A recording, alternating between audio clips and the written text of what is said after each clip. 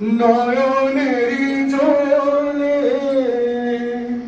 ভাষায় কেন তর ডাকুন হরি বলে নয়নেরই জলে ভাষায় কেন তর ডাকুন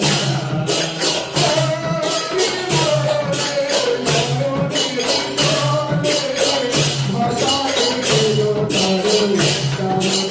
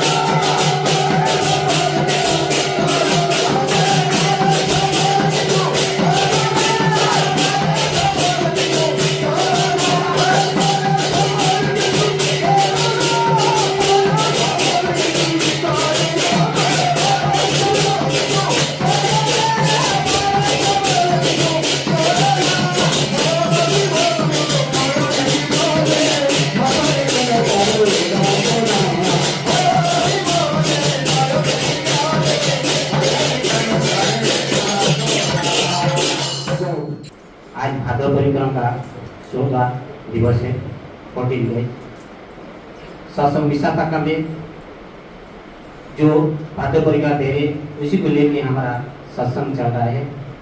आज जो गुरु भाई गुरु माँ आए नहीं, उनका मंगल के लिए मैं श्री श्री ठाकुर जी का श्री चरणों में निवेदन करता हूँ। उपभोजन केंद्र श्री राम की तरफ से ये सत्संग दिया गया है। लेकिन मैं वास्तव में एक बात सुना हूँ, मन में है, दिल में है। श्री श्री दादा ने बताया, तब बताने से भी मेरा एक जो पाप होता है। दादा ने बोले कि जो परिक्रमा होता है, परिक्रमा अर्थात भ्रमण करना है। लेकिन हम जितना भी है गुरु भाई गुरु माँ जो कुछ भी होते हैं अपना सुविधा ले लेते हैं। लेकिन आचार्य देव का, दादा का जो आशीर्वाद है उसी को लेकर हम आगे बढ़ना चाहिए। कोई सत्संग इस साल तो हो गया, इसीलिए मैं ठाकुर जी की तरफ से माफी मांगता हूँ। अगले साल से ऐसे नहीं होने से अच्छा है भाद्र परिक्रमा जो होगा घर घर में कीजिए। कोई भी आपको इतना प्रेशर नहीं करेगा कि आनंद बजा दीजिए। ठाकुर जी चाहते हैं यही परिक्रमा में भाद्र मास में हर घर में जाना चाहते हैं। घर में तो ठाकुर जी आप रखे हैं, लेकिन सत्संग का माध्यम से ठाकुर जी आपका घर आते हैं। अगले साल से आप सब संकल्प कर लीजिए, घर घर में सत्संग करेंगे, छोटा और बड़ा हो, ठाकुर जी को घर घर में बुलाएंगे। जो जिसका घर में सत्संग है वो 2-4 गुरु भाई को बुला करके जिस ठाकुर जी को दिखा नहीं लिया वो भी ठाकुर जी का बात सुनेगा, होगा तो उसका जीवन में कुछ ना कुछ सुधार जाएगा। बात है कि जो थोड़ा पुराना बात बताना चाहता हूँ। ये सत्संग शुरू हुआ था मेघादीपिटा से 1991 में, ऐसे कुछ होगा, सॉरी 1991। तो मैं दिखा लिया 2001 में। मेरा दायित्व बनता है, मेरा मिसेस 7th क्लास से दिखा लिया था। वो कुछ मुझे अभी बताओ आगे नहीं है, बोले कि जहाँ सत्संग है उधर मुझे जाके छोड़ देना है, तेरा यही दायित्व है। मैं उसका स्टोरी भेजता हूँ डोकेर पोस्ट ऑफिस में, मैं जाता हूँ सत्संग में छोड़ देता हूँ, आ जाता हूँ। फिर सत्संग खत्म होता है, मैं जाके फिर लेकर, ये मेरा सिलसिला 5 साल तक चला। मेरा मिसेस ने कभी भी नहीं बोला कि आप दिखा लीजिए, लेकिन मेरा भाग्य इतना अच्छा है जो हमारा अति प्रिय गुरु भाई श्री विश्वासदा ने साधन लिए कि ऋतिक काशीनाथ साहब को लेकर हमारे घर में पहुंचे 2001 फरवरी 19 तारीख को मेरा घर में। मैं उसी टाइम में जो भाईजान पदार्पण किया उसी दिन से मैं मत मछली छोड़ दिया था। तो मैं ऋतिक देवता को कुछ प्रश्न किया, प्रश्न का कुछ समाधान मिला, कुछ नहीं मिला है, लेकिन दिल में एक आ गया कि जो ऋतिक देवता आए हैं तो दिखा ले लेने से अच्छा होगा। तो मैं दिखा ले लिया। फिर ऋतिक देवता पूछा, दादा सस्ते ले सकता हूँ? वो मुझे पूछे नहीं है आपका सस्ते में पहले से कब से मछली खाए नहीं गई, कुछ नहीं पूछे, तो क्यों ले सकते हैं, ले लीजिए। उसी दिन जिस दिन दिखा ले उस दिन सस्ते में लिया है। मैं इतना धन्यवाद देना चाहता हूँ विशालदा को। उस दिन और जब हमारे घर नहीं आते तो इधर खड़ा होकर आपका सामने में मैं 2 बात बताने के लिए बहुत मुश्किल हो जाता कि नहीं बता सकता हूँ। आज मैं ठाकुर जी का 15,000 कर्मी भी नहीं हो सकता हूँ। ये ठाकुर जी तैयार करके रखते हैं, कहाँ से किसका साथ कैसे काम होगा। सत्संग ये जो शुरू होता था मेघादीपिटा से, पालापाक से, फिर आपका जो ऋतिक देवता आए हैं बड़े न सेंदा, उसका माध्यम से हमारा सत्संग केंद्र एक तैयार हुआ हमारा बुरई नगर में। जो सेंदा नहीं होते तो सत्संग केंद्र आगे बढ़ाना बहुत मुश्किल है। ये जब चीफ में इंजीनियर थे, बुरई नगर से मैं इसी गाँव गया। 2007 में जमीन खरीद किया गया, 2012 में सत्संग केंद्र का इनाग्रेशन हुआ। 10 महीना में ये सत्संग जगत का बहुत बड़ा नाम है। आज तक तो इंडिया की वर्ल्ड में कहीं भी 10 महीना में सत्संग केंद्र नहीं तैयार हुआ है। उसका मेन अवदान है, बोलना नहीं चाहिए, हमारा बीबी नरसैदा और उनका सहधर्मिणी माँ लक्ष्मी माँ। ये मैं खुद देखा हूँ इस जमीन पर। उनमें दोनों पानी पी के, दही का पानी पी के मंदिर सत्संग केंद्र तैयार किए। जो पहले था उसको तो भूलना मुश्किल है, किसका माध्यम से कौन सा काम होगा हमको पता नहीं है। लेकिन आज इतना बड़ा सत्संग बढ़ गया। ठाकुर जी एक वाणी बताए थे, ये पृथ्वी जो तो अच्छी नवराधि ग्राम सर्वत्र प्रसारित हो यही सपना।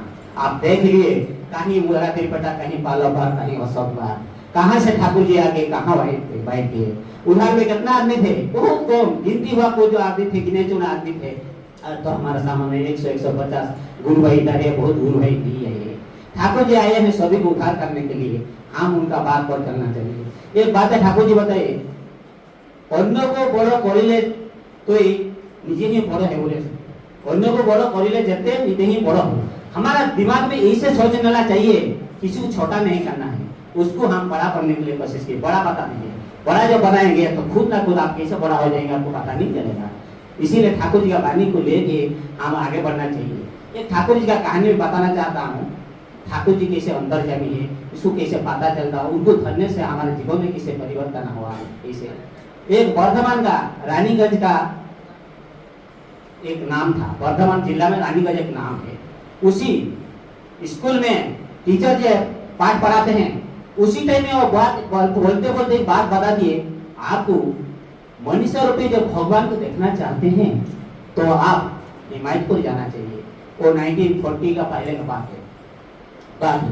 तो उसी स्कूल में जितना भी बच्चे थे, सभी बच्चा से लेके एक बच्चा का अंदर में घुस गया, मनीषा रूपी भगवान को मिलना है, कैसे मिलेंगे, उसका दिमाग में बैठ गया, चलो मैं मनीषा रूपी भगवान को देखूंगा। अभी जाकर घर से पूछने से, घर से तो पिताजी माता जी कोई छोड़ेगा नहीं, ये मैं मनीषा रूपी भगवान को देखने के लिए हिमायतपुर जाऊंगा।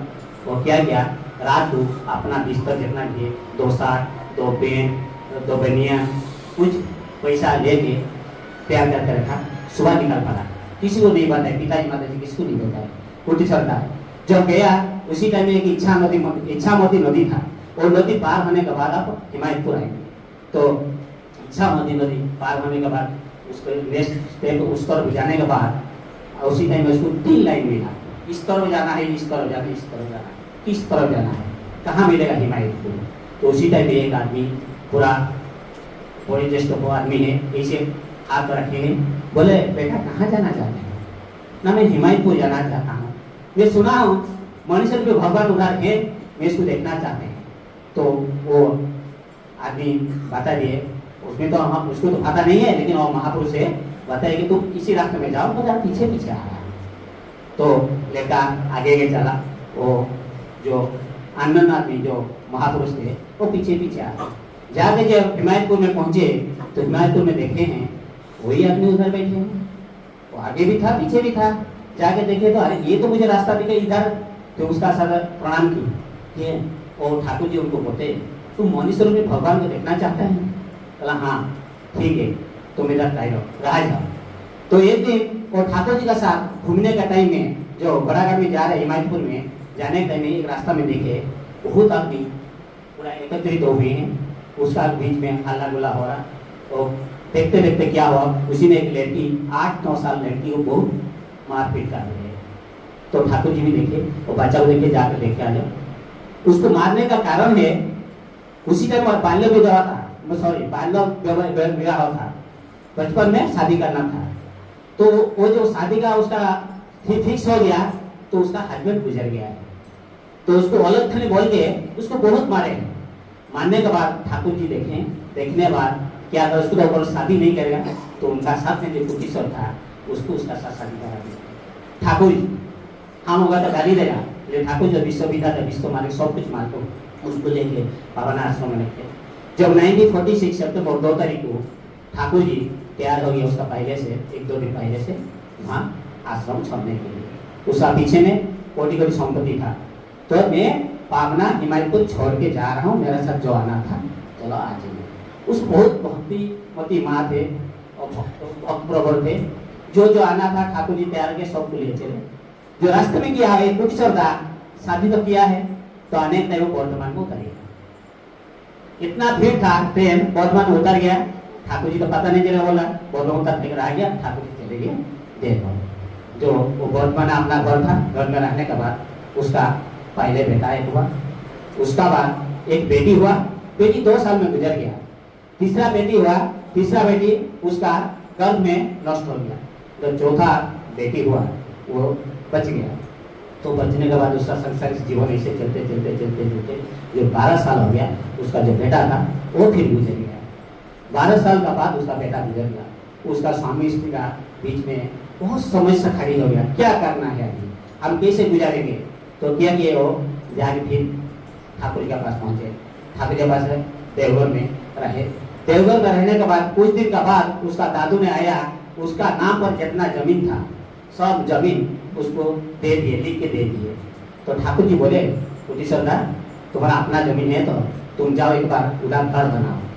फिर उड़ीसा ने फिर अपना गांव वर्तमान रानीगंज आए हैं, अपना घर बनाए। घर बनाते बनाते बनाते बनाते 2 साल लग गया। 2 साल लगने के बाद उसका देखते देखते समस्या बढ़ गया।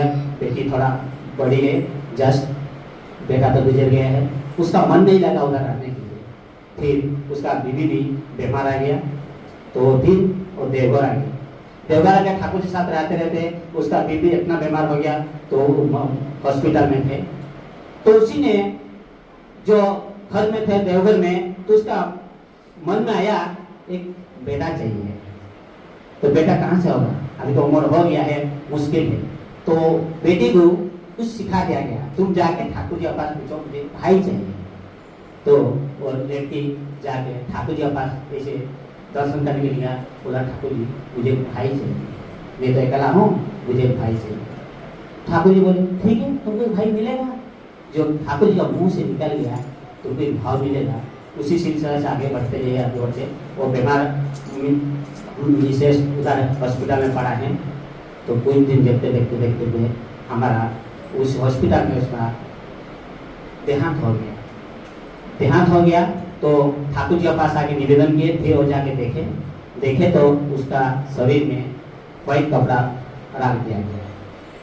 तो उस हॉस्पिटल से निकलने का टाइम में वो टूटी सरदार थोड़ा कपड़ा थोड़ा ऊपर उठा लिए, देखते देखते उसका आंख में ऐसे ऐसे हो रहा जिन्ना। तो ठाकुर जी को फिर जाके बचाए, ठाकुर जी ये तो मरा नहीं है, उसका कुछ सिम्टम्स दिखाई दे रहा है, क्या करेंगे, जाओ तुम डॉक्टर को दिखाओ। फिर डॉक्टर के पास रिटर्न बैक किए, डॉक्टर को दिखाया। डॉक्टर ने बोला सत्संग जगत में ऐसे नहीं है, हम तो डिक्लेयर कर दिए थे मर गया, फिर मरा गया। जाके फिर देखिए इसको ट्रीटमेंट किया, बच गया। ठाकुर जी मुंह से निकला है तुमको एक बेटा चाहिए, मिलेगा, भाई मिलेगा।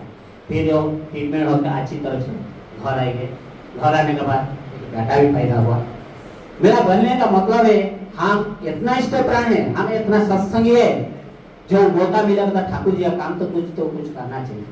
ठाकुर जी का काम बिना हमारे जीवन में और कुछ नहीं है। जीवन जैसे क्वेश्चन है, मृत्यु एक ऐसी चीज है जिसके लिए कोई क्वेश्चन नहीं है, आप प्रश्न नहीं कर सकते हैं मृत्यु के लिए। और जन्म एक ऐसी चीज है जिसके लिए कोई उत्तर नहीं है।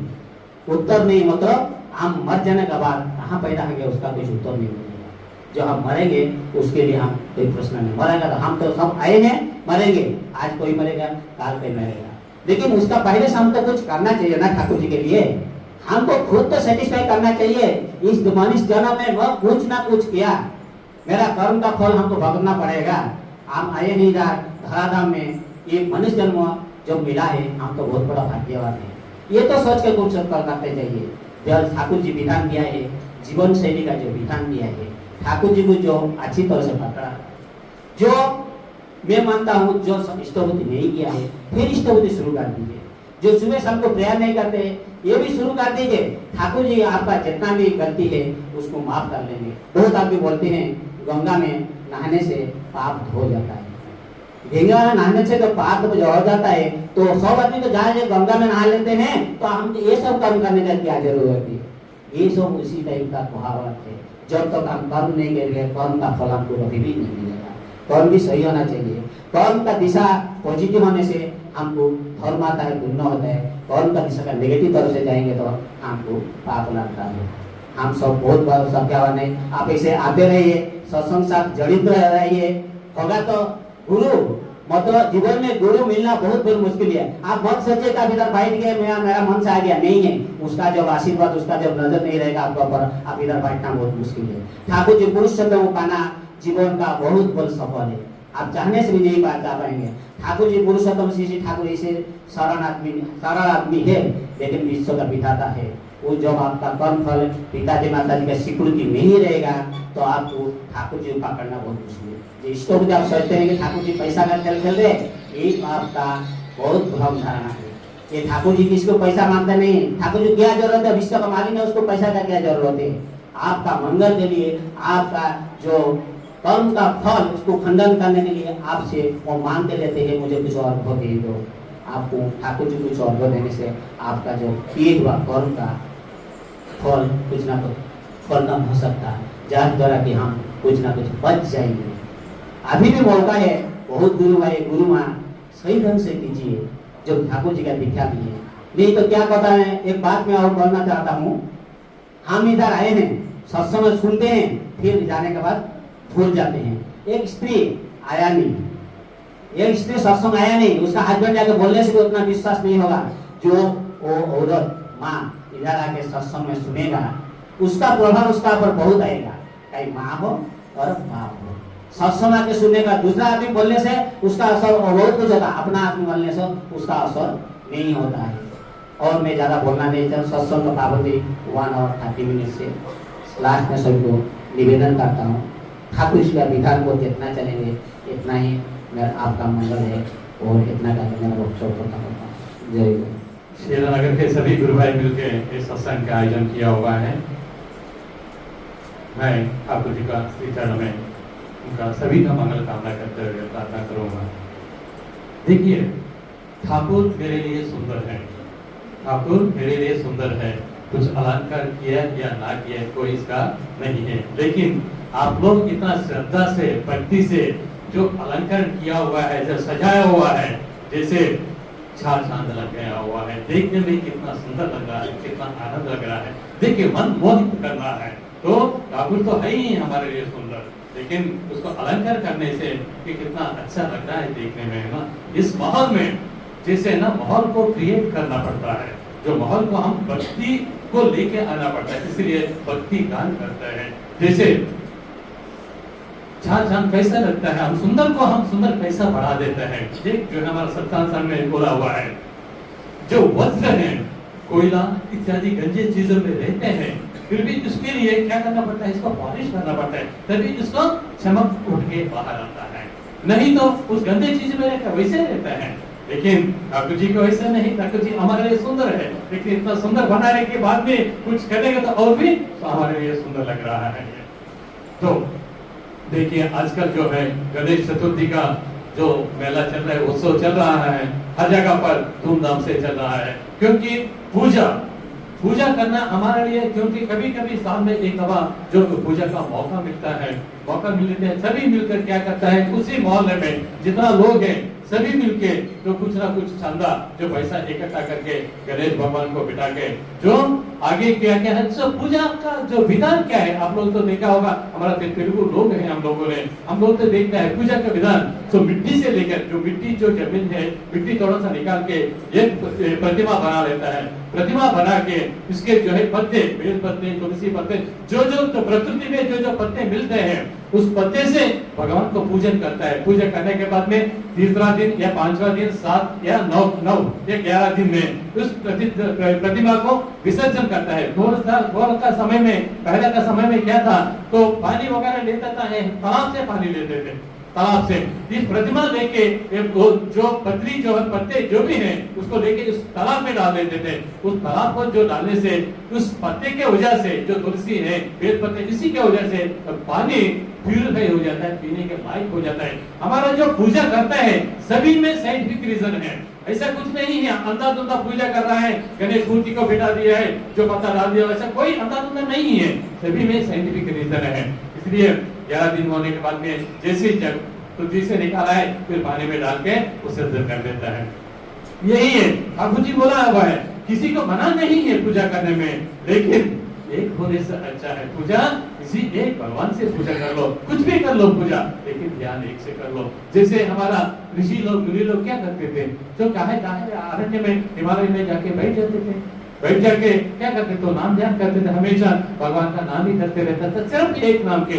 ऐसा नहीं है कुछ समय के लिए उन्होंने राम नाम को थोड़ा किया हुआ है और कुछ समय का कृष्ण नाम का जो मनन किया हुआ, ऐसा नहीं है। कोई एक नाम लेके ध्यान करता है। ठाकुर जी यही बोला है, एक नाम करो, जो है दीक्षा ले लो, दीक्षा समय के दाता जो दे देते हैं, जो हमारे विधि दादा जो नाम देता है, वो नाम को, उस नाम को हमेशा आप ध्यान करते रहो। इसके लिए कोई समय नहीं है, ध्यान के लिए कोई समय नहीं है। हम लोग सोचते हैं ध्यान के लिए कुछ समय होगा, निर्दिष्ट समय होगा। हाँ, निर्दिष्ट समय ये है, ब्रह्म मुहूर्त के उठ के भगवान का पूजा करना चाहिए। ब्रह्म मुहूर्त कब है, तो सूर्योदय के पहले है, लेकिन नहीं हो पाता है, तो वही समय है। बाकी समय में हम क्या करते हैं, बाकी समय में भी तो मानव खाना बना लेते हैं। मानव खाना बनाने के समय जिसमें जो आप नाम करते जो खाना बनाता है, जो कितना स्वादिष्ट बन जाते हैं, करके देख लो आप लोग, जो है कोशिश करके देख लो।